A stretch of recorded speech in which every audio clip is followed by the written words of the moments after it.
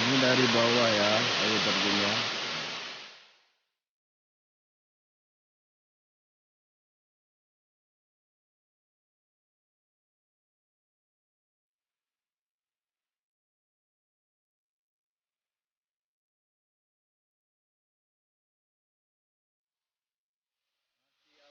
Sangat alami ya.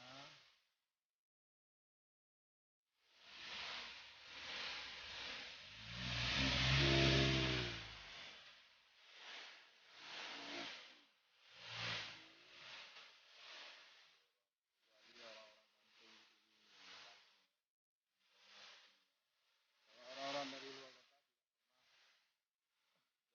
di air terjunnya ke lokasinya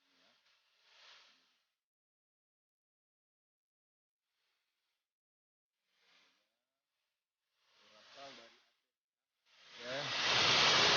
Lokasinya Lamno ataupun Aceh Jaya ya. Nah, ini di daerah Lamno ya, di daerah Lamno ya.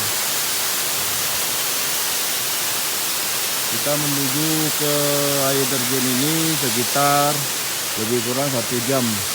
Kita jalan kaki ya dari perkampungan ya.